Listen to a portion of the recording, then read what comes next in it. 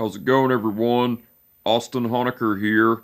I just want to come on here for a while and give my review for All Elite Wrestling's AEW Dynamite from last night, which was December 8th, 2021. I gotta say, it was awesome from start to finish. For the matches, match 1, it was the Dynamite Dozen Battle Royal. That was a great match, but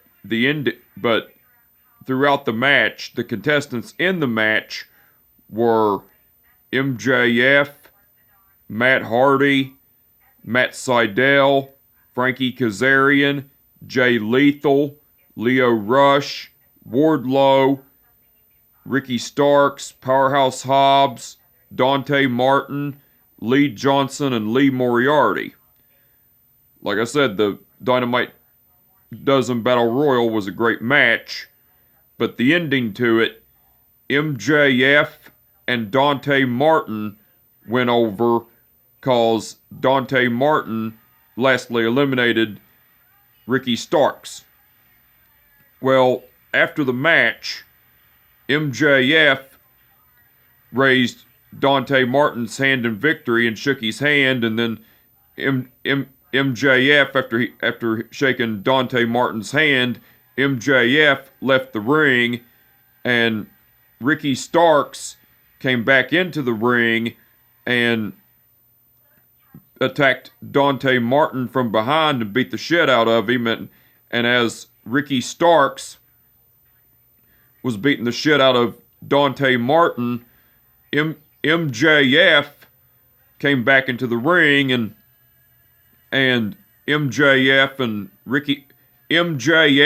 and Ricky Starks had a shoving contest, and then they were going nose to nose and shoving and pushing each other, and then MJF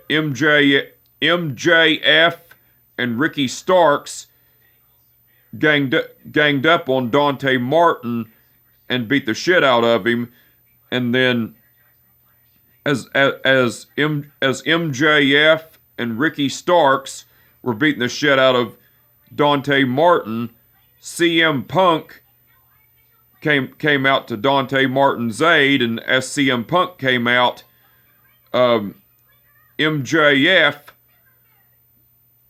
left the ring.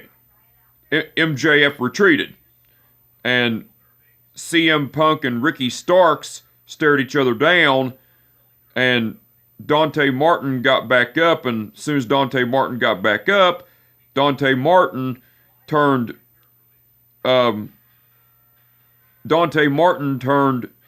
Ricky Starks around. Dante Martin attacked Ricky Starks with an enziguri, and then Ricky Starks turned around after getting attacked by Dante Martin with the enziguri, and CM Punk executed the GTS on Ricky Starks and laid him out. So CM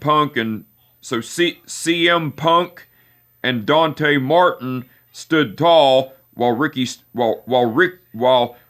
Starks was laid out, and MJF was on the stage looking on and everything. That was cool. Match 2, that was match 1, by the way. Match 2, it was the Jurassic Express, which are Jungle Boy and Luchasaurus, and the Varsity Blondes, which are Brian Pillman Jr. and Griff Garrison, versus the Acclaimed, which are Max Caster and Anthony Bowens, and 2.0, which are Matt Lee and Jeff Parker. That was a great match, but the ending to it, the Jurassic Express and the Varsity Blondes went over because Jungle Boy made Max Caster tap out to the snare trap. Well, before the match, after the Jurassic Express and the Varsity Blondes came out, the Acclaimed and 2.0 came out, and Max Caster done a rap on the Jurassic Express and the Varsity Blondes, and Anthony Bowens said his signature line, Long Island, the Acclaimed and 2.0 have arrived. That was cool. Match 3, match 3, it was the Young Bucks, which are match 3, match 3, it was the Young Bucks, which are Matt and Nick Jackson versus Chuck Taylor and Rocky Romero. That was a great match, but the ending to it, the Young Bucks went over because Matt Jackson pinned Rocky Romero with the Meltzer driver from Matt and Nick Jackson. Well, after the match, the Young Bucks, Adam Cole and Brandon Cutler, the Young Bucks and Brandon Cutler were attacking Chuck Taylor and Rocky Romero, beating the shit out of them, and then Orange Cassidy came into the ring and was doing them slow motion kicks to Adam Cole, and then Orange Cassidy and Adam Cole were getting ready to brawl, but Matt Jackson attacked Orange Cassidy with a super kick, and then they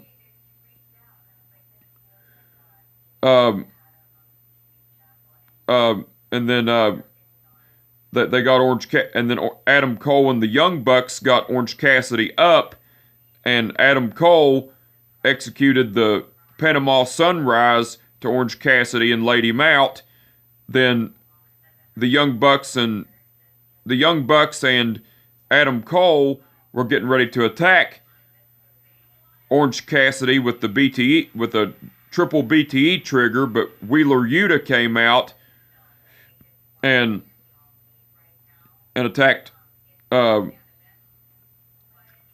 attacked Adam Cole with a steel chair, and as soon as Wheeler Yuta turned around, the Young Bucks attacked Wheeler Yuta with a double super kick,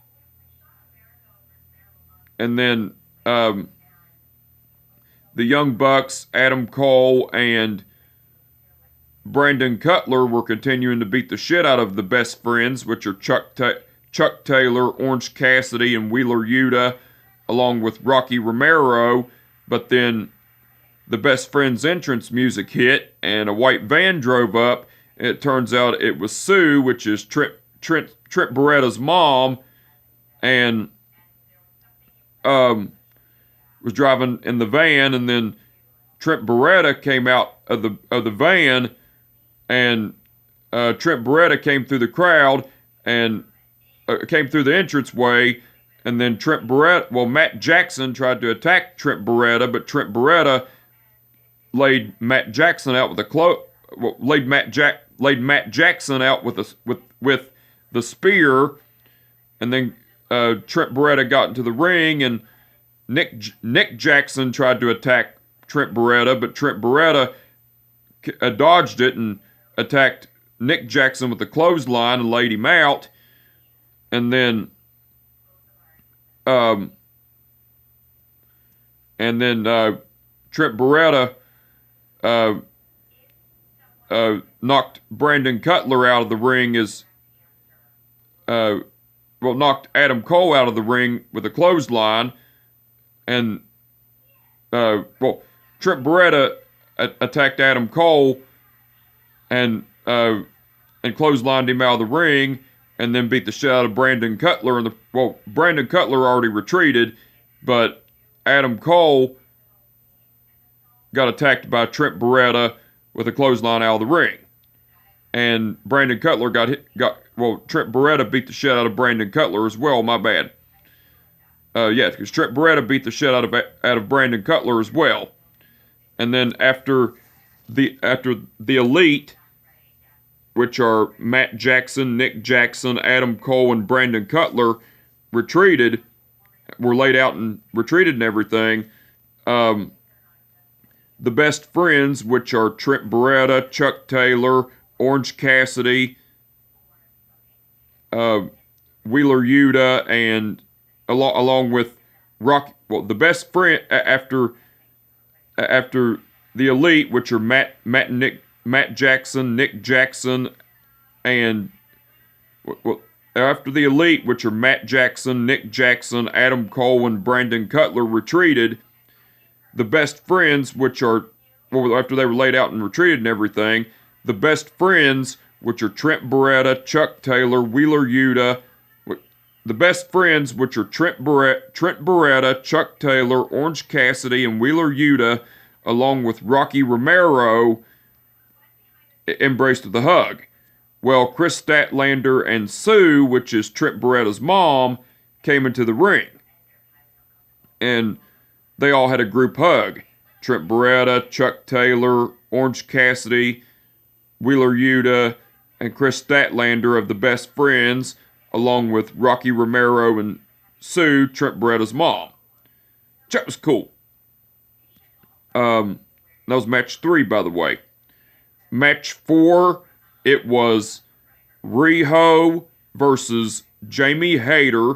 That was a great match, but the ending to it, Riho went over with the double knee strike. Well, after the match, Britt Baker and Rebel got into the ring. Well, Rebel was tending to Jamie Hayter, while Britt Baker attacked Riho from behind, and Britt Baker executed the lockjaw to Riho and laid her out. That was cool. It made her pass out. That was cool. And match 5, which was the main event, it was Bryan Danielson versus John Silver. That was a great match, but the ending to it, Bryan Danielson went over with the Rings of Saturn. Well, after the match, Bryan Danielson got the microphone and was talking shit about Hangman Page and the Dark Order, which are Evil Uno,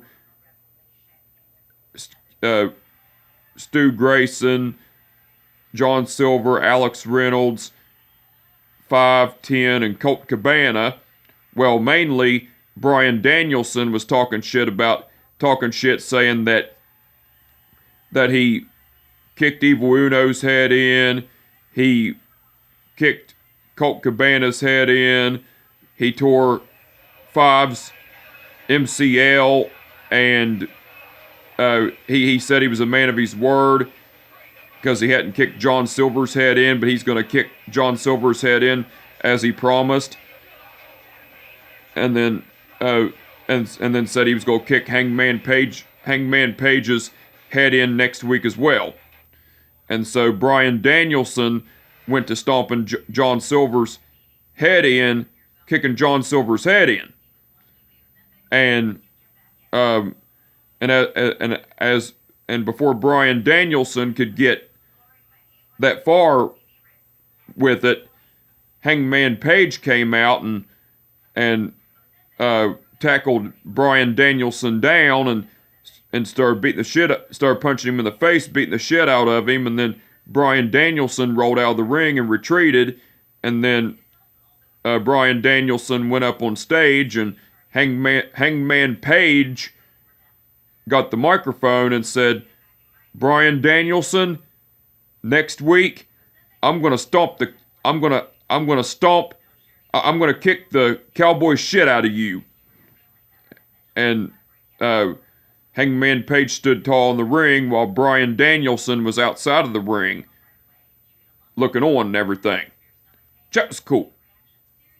Now, besides the matches, CM Punk came out with a microphone and cut a promo talking about how Long Island, New York, the fans of Long Island, New York were booing him, and how that was normal for them because he didn't get any respect in Chicago. Because he got respect in Chicago, Illinois, and talked about how MJF was Long Island, New York's guy, and how he understood it, but he wasn't mad at him or anything. But they made they're delusional for it and everything. And then CM Punk was talking about. CM Punk was pretty much throwing off on Long Island, New York, pretty much talking shit about New York. And then CM Punk was talking about how MJF was talking shit about him wanting to get in Britt Baker's pants, which isn't true. And then CM Punk was talking about how he's wanted to fight MJF twice, but MJF would run both times. And CM Punk was talking about how he wanted to fight MJF one-on-one, and CM Punk was also talking about after next week he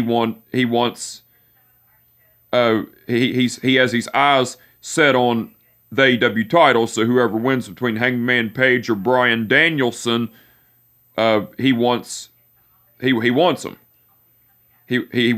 the AEW title, but first he has to go through MJF. And CM Punk was saying that he'll go through MJF and he'll get his chance at the AEW title and everything. And then CM Punk talked about how MJF was throwing off on his dog Larry, and CM Punk was saying Larry may be neutered, but he has more balls than MJF ever will. And CM Punk continued to talk more shit about MJF and New York and all that, and everything as well. That was cool. AEW aired a video package of MJF arriving at his old football field in Long Island, New York when he went to high school. He arrived in a Corvette or some kind of car, I can't remember. I don't really know. But MJF arrived at his football field and put on his Letterman jacket and reminisced through his old high school football field and everything. That was cool. Let me see. Oh yeah. Eddie Kingston took the cameraman backstage and Eddie Kingston took a cameraman back. Eddie Kingston took the cameraman backstage, and Eddie Kingston was along with Proud and Powerful, which are Santana and Ortiz, and Proud and Powerful were trying to calm Eddie Kingston down because he was pissed off. Well, 2.0, which are Matt Lee and Jeff Parker, along with Daniel Garcia, all appeared and attacked Eddie Kingston and Proud and Powerful. Well, the brawl was even, but 2.0 and Daniel Garcia got the upper hand and laid out Eddie Kingston and Proud and Powerful, which are Santana and Ortiz. But the referees and the security and everybody had to break it up and everything. That was cool.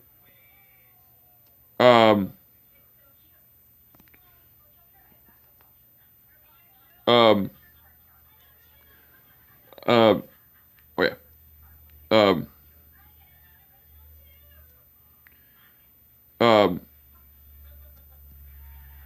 Okay. Oh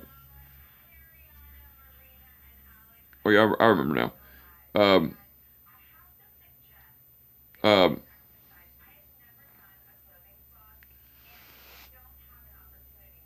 Oh yeah. Alex Marvez interviewed Ruby Soho, and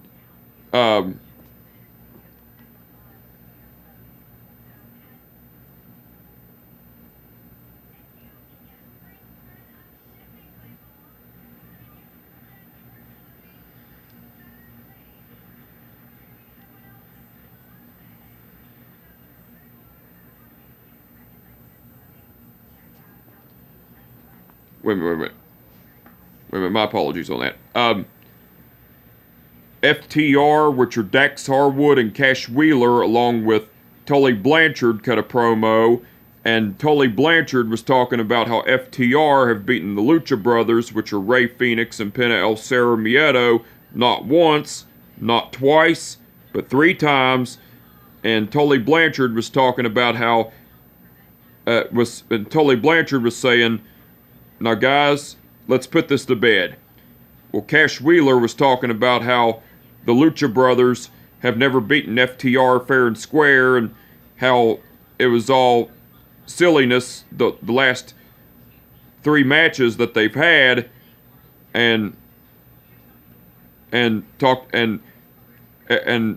everything. And then that was Cash Wheeler saying that, by the way. Well, Dax Harwood was talking about how FTR were going to be facing the Lucha Brothers this Friday on AEW Rampage for the AEW Tag Team titles. And Dax Harwood was talking about how him and Cash Wheeler are going to get the AEW Tag Team titles back and everything. And then Dax Harwood said his signature line, "Top guys out." That was cool.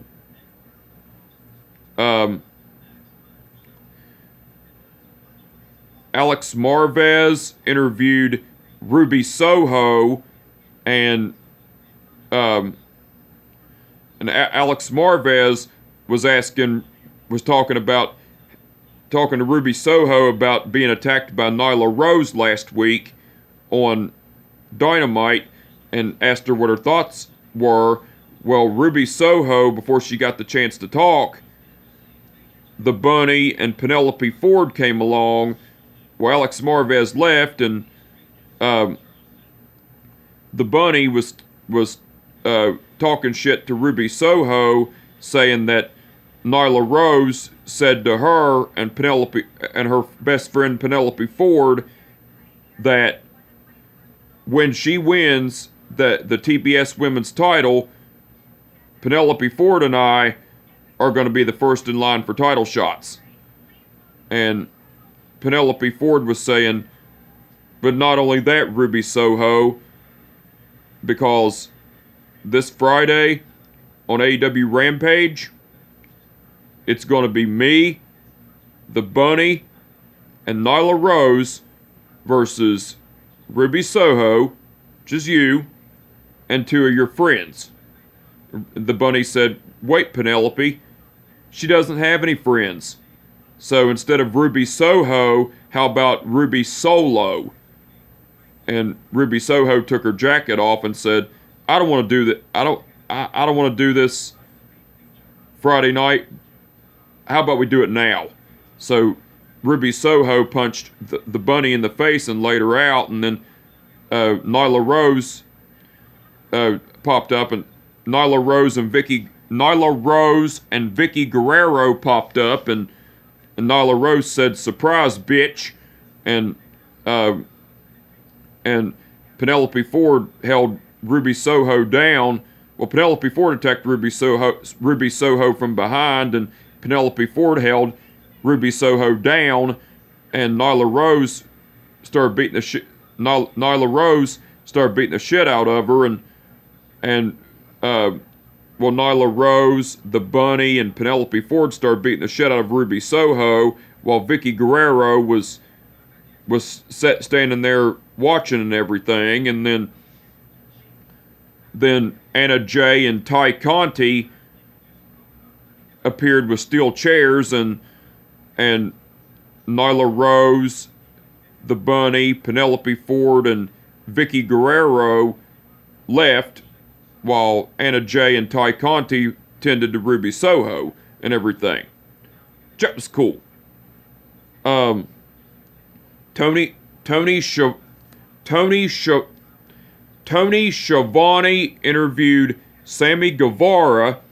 Well, and Tony Schiavone was bringing up to Sammy Guevara about being AEW TNT champion, and what was next for Sammy Guevara with the AEW TNT title and being the AEW TNT champion and everything. Well, Sammy Guevara, before he got the chance to talk, Cody Rhodes came out, and Cody Rhodes had a microphone and was saying, "Sammy, I wasn't gonna blindside you. I planned to come out here and talk to you face to face, man to man. So with that being said, Sammy, Friday night, your open challenge for the AEW TNT title, it's been filled on Christmas Day. Because I'm challenging you for the AEW TNT title, and Tony Khan has already made it official. And, so see you then, champ. And then Cody Rhodes and Sammy Guevara shook hands, and then Cody Rhodes said in Sammy Guevara's ear,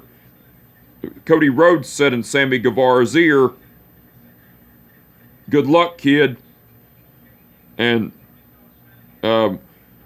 then Cody Rhodes left, and then Tony Schiavone was getting ready to talk to Sammy Guevara again, but the men of the year, which are Scorpio Sky and Ethan Page, were up on the balcony, and Ethan Page was saying, "Whoa, whoa, whoa, whoa, whoa. Cut the shit, Schiavone, because we're here to talk to Sammy." Well, Ethan Page was saying, "Sammy." Ethan Page said, "Of course, Cody Rhodes instantly gets a shot at Sammy Guevara for the AEW TNT title." Well, I knew that was coming, because because if I was an EVP and I was kissing Tony Khan's ass, then maybe I'd get a shot. I'd get to jump into a title shot as well. Well, unlike Cody Rhodes, I had to scratch and claw to be to get my shot at the AEW TNT title. But where's my rematch? Oh wait, I already got one, because Dan Lambert got me my AEW TNT title rematch. And yes, Dan Lambert is coming back. And then Scorpio Sky said, "That's right, Ethan." Scorpio Sky said, "That's right, Ethan. Dan Lambert is coming back." And Sammy, how about you put your money where your mouth is and prove that you're the AEW TNT champion like you say you are, and so put up or shut up, Sammy. And then Scorpio Sky continued to talk more shit to Sammy Guevara, and Sammy Guevara laid the AEW TNT title down, and Sammy Guevara was telling the men of the year, which are Scorpio Sky and Ethan Page, to bring it on and everything. That was cool. AEW aired a video package of the build-up of the match between Thunder Rosa versus Jade Cargill. That was cool. AEW aired a video package of the rivalry between Serena Deeb versus Hikaru. AEW aired a video package of the build-up of the feud between Serena Deeb and Hikaru Shida. That was cool. And Tony Schiavone Tony Schiavone interviewed the Varsity Blondes, which are, Tony Schiavone interviewed the Varsity Blondes, which are Brian Pillman Jr., Griff Garrison, and Julia Hart. And Tony Schiavone was asking the Varsity Blondes what was next for him and everything. And before Griff Garrison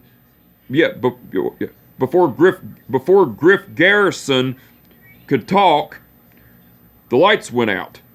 Well, the lights came back on, and Malachi Black appeared on the stage. And Malachi Black took his mask off, and Malachi Black blew his black mist in the face of Julia Hart. And then the lights went out, and then the lights came back on, Malachi Black disappeared. Well, Griff Garrison Well, Brian Pillman Jr. was tending to Julia Hart while she was rising in pain, and Griff Garrison went backstage to get some help and everything. That was cool. Um, um,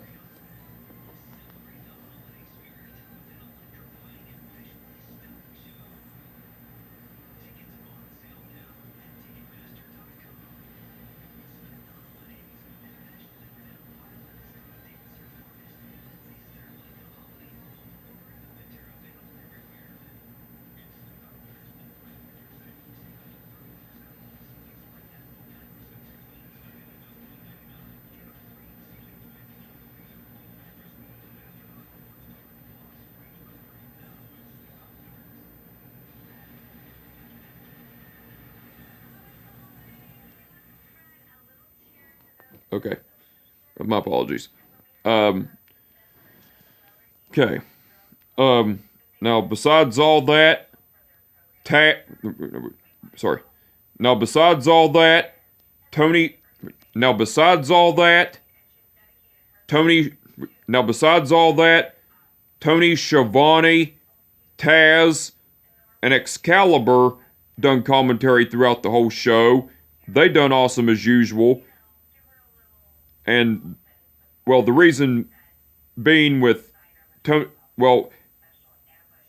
reason being with Taz doing commentary with Tony Schiavone and Excalibur this week is because where Jim Ross is on a leave of absence due to his skin cancer and taking radiation treatments for it. But like I said, Tony Schiavone and Excalibur done awesome on commentary throughout the whole show as usual. And Taz, even though he was filling in for Jim Ross, he done awesome on commentary as usual.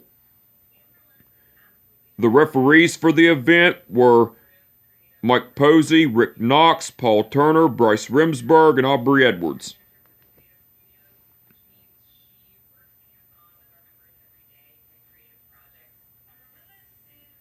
Okay. Mike Posey, Rick Knox, Paul Turner, Bryce Remsburg, and Aubrey Edwards officiated the Dynamite Dozen Battle Royal, refereed the Dynamite Dozen Battle Royal. Paul Turner refereed the match between the Jurassic Express and the Varsity Blondes versus the Acclaimed and 2.0. That was Paul Turner, by the way. Rick Knox refereed the match between the Young Bucks, which are... Wait a minute.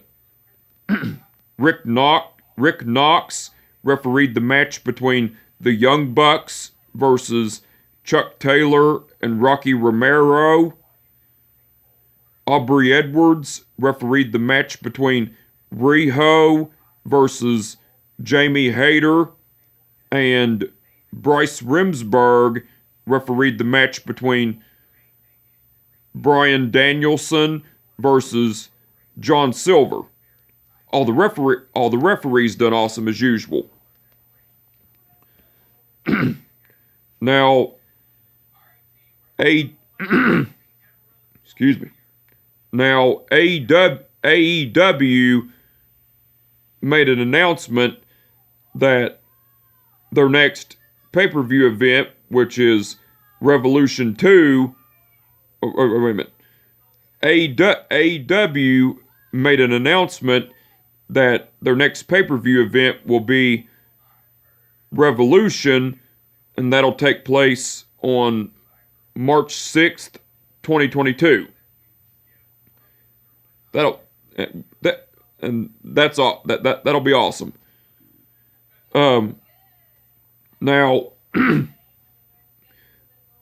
Now the match card for All Elite Wrestling's AEW Dynamite's special event, Winter is Coming.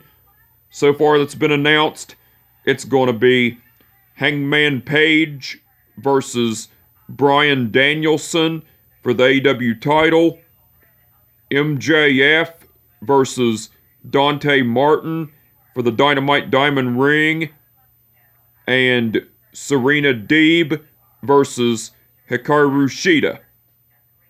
those are the matches that have been announced so far for All Elite Wrestling's AEW Dynamite's Winter is Coming event. But, you know, the match card for that looks like it's going to be awesome. Can't wait to see it. Looking forward to it. And the match card for All Elite Wrestling's AEW Rampage tomorrow night that's been announced. It's going to be the Lucha Brothers, which are Rey Fenix and Pena El Cerro Miedo, versus FTR, which are Dax Harwood and Cash Wheeler for the AEW Tag Team titles.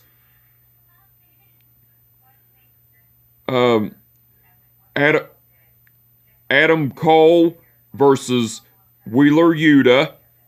Hook versus Fuego del Sol. And Ruby Soho, Anna Jay, and Ty Conti versus The Bunny, Penelope Ford, and Nyla Rose. Those are the matches that have been announced for All Elite Wrestling's AEW Rampage tomorrow night. And so the match card for All Elite Wrestling's the match card for that looks like it's going to be awesome. Can't wait to see it. I'm looking forward to it. But anyway, I just wanted to come on here for a while and give my review for All Elite Wrestling's AEW Dynamite from last night, which was December 8th, 2021. Like I said, it was awesome from start to finish. And with that being said, my name is Austin Honecker, and I will catch your ass down the road. Peace out.